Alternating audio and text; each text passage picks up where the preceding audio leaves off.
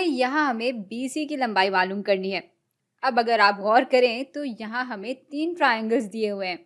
एक ये है, एक ये और ये पूरी चीज़ भी एक ट्रायंगल है।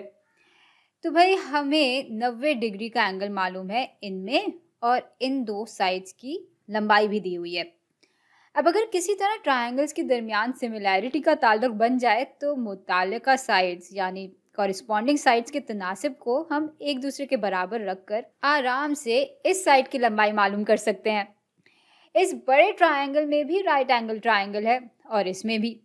अब ट्रायंगल BDC और ट्रायंगल ABC के दरमियान एक और कॉन्ग्रुएंट यानी एक जैसे कॉरिस्पॉन्डिंग एंगल्स निकल आए तो बात बन जाएगी।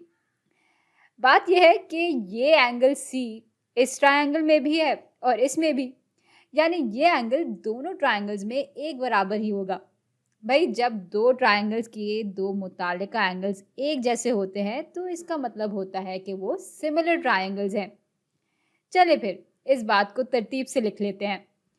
ट्रायंगल ABC सिमिलर है ट्रायंगल, यहाँ भी हम नामालूम एंगल से 90 डिग्री एंगल पे जाएंगे और फिर इस एंगल C पे आएंगे।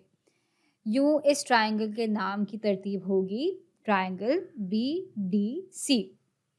इस तरह दोनों ट्रायंगल्स की मुताल्लिका साइड्स एक तरतीब में लिख ली है हमने। तो AC की मुताल्लिका साइड है BC और यूँ फिर इनका तनासुब हम ले लेंगे। और यहाँ बड़े ट्रायंगल में BC ये है और छोटे ट्रायंगल में इसकी कॉरिस्पॉन्डिंग साइड होगी DC। तो ये हमारा दूसरा तनासुब हो गया और इन दोनों को हम एक दूसरे के बराबर रखेंगे। BC असल में एक ही साइड है, एक ही लंबाई है, जो कि छोटे ट्रायंगल में भी है और बड़े में भी है। तो चलें अब इनकी इकदार इस इक्वेशन में डालते हैं। AC की जगह हम रखेंगे 6 जमा 2 यानी 8। BC इधर ऐसे ही आ जाएगा, यहाँ भी BC यूं ही आ जाएगा और DC की जगह हम रखेंगे 2। क्रॉस मल्टीप्लाई करेंगे तो 8 ज़रब 2 बराबर आ जाएगा 16 के, और इस तरफ BC ज़रब BC बराबर आ जाएगा BC स्क्वायर के। BC की कदर मालूम करने के लिए हम इक्वेशन के दोनों हिस्सों का प्रिंसिपल स्क्वायर रूट ले लेंगे और यूं BC बराबर आ जाएगा 4 के।